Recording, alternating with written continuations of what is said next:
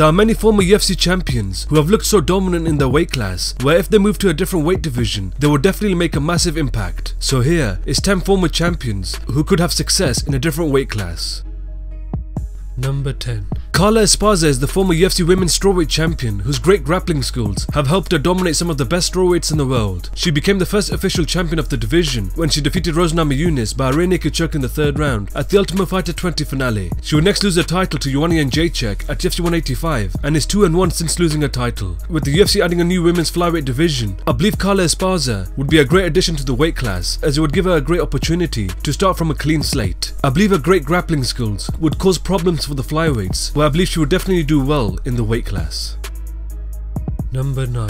Robbie Lawler is the former UFC welterweight champion whose violent fighting style, combined with his knockout power, has helped him reach the top of the welterweight division. After putting together wins over Jake Ellenberger and Matt Brown, he challenged Johnny Hendricks for the 2nd time at UFC 181, where the split decision was given to Robbie Lawler, making him the new UFC welterweight champion of the world. He will next go on to successfully defeat Rory McDonald at UFC 189 and Carlos Condit at UFC 195, and would lose his title to Tyron Woodley at UFC 201. I believe a future move to the middleweight division would be a great move for him, as he has the experience of fighting some of the best middleweights in the world and can definitely utilize his power in the weight class. I believe his striking and aggressiveness could help him shut down a lot of fighters in the weight division and possibly challenge for the title after a couple of dominant wins in the weight division.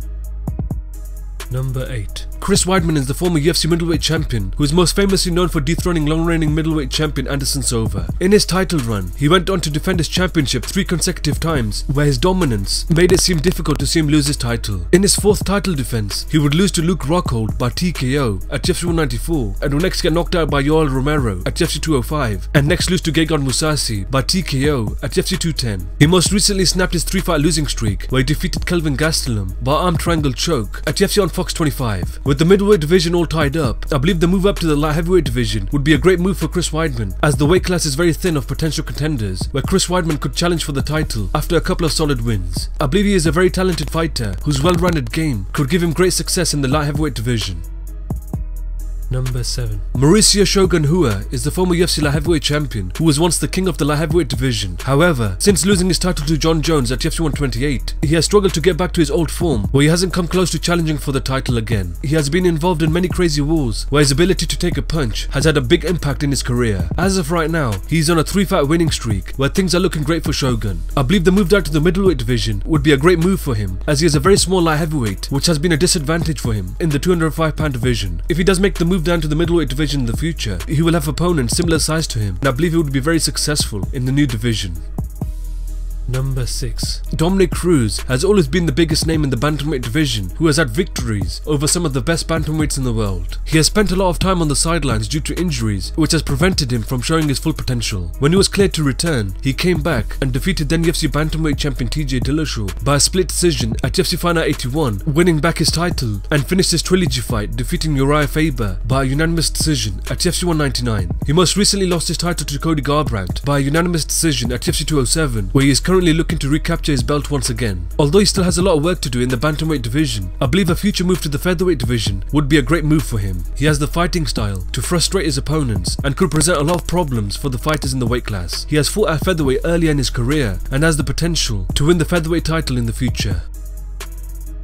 Number 5. Frankie Edgar is the former UFC lightweight champion who is still competing with the best fighters in the world. Whilst in the featherweight division, he has defeated everyone he has faced, but has lost 2 title opportunities to then UFC featherweight champion Jose Aldo. He has recently put together 2 wins over Jeremy Stevens and Yair Rodriguez, where he has earned a 3rd title opportunity against new champion Max Holloway at UFC 218. If he is unsuccessful in his 3rd title shot, I believe the drop down to the bantamweight division will be a great option for him, where he would definitely have great success in the weight class. His coach Mark Henry has said in the past that he is able to make the cut down to the bantamweight division due to his size and would give the bantamweights a lot of problems. I believe his experience and his pressure forward fighting style would make him into a difficult challenge in the weight class.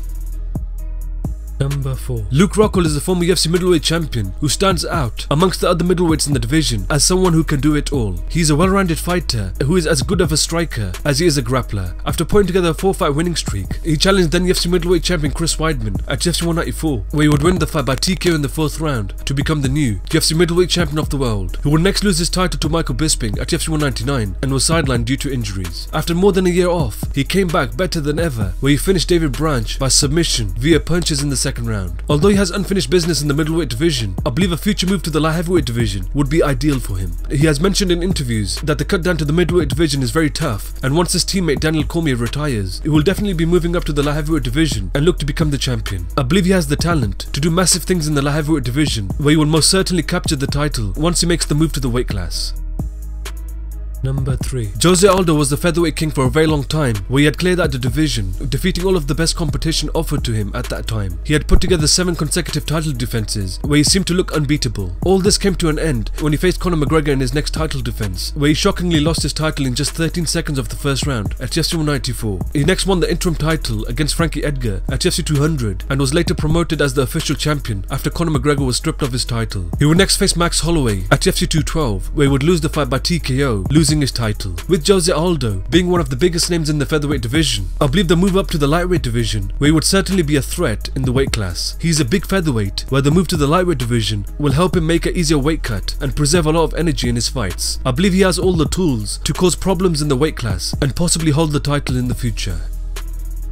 Number 2. George St Pierre is the former long-reigning UFC welterweight champion who had completely dominated his fights with his high-level, well-rounded game. He knocked down every challenger which was presented to him, where he was able to put together an impressive 9 consecutive title defenses in a row. After his fight with Johnny Hendricks at UFC 167, he announced that he was walking away from the sport and vacated his title. Just recently, he announced that he was coming back, but now he would move up to the middleweight division and challenge champion Michael Bisping at UFC 217. If he is successful in winning the title, I believe he has the ability to drop down to the lightweight division, where it would make things a lot interesting for the weight class. He has mentioned in interviews in the past that he is able to make the lightweight weight limit, and has said that is a definite option in the future. It will be interesting to see how well he would perform against elite lightweights such as Conor McGregor, Tony Ferguson, Khabib Nurmagomedov, and many more. Number 1. Jon Jones was once the most dominant light heavyweight on the planet, who was completely shutting down world-class fighters. He would always figure out his opponent, which led him to defend his title 9 consecutive times. He has been in trouble in and outside of the octagon, which has severely damaged his image and his fighting career. He most recently made his return against Daniel Cormier at UFC 214, where he won the fight by knockout in the 3rd round, winning back his title. Later it was found that he tested positive for turinabol and was stripped of his title once again. As of right now, he may likely be suspended up to 4 years, where he will be on the sidelines once again. I believe once he is reinstated to return to action, he should start fresh and move up to the heavyweight division, where we will see what he's truly capable of. He normally walks around the heavyweight limit when he's not training, and would definitely manhandle majority of the heavyweights. His talent is just on a whole different level, where I believe he has the ability to capture the heavyweight title in the future.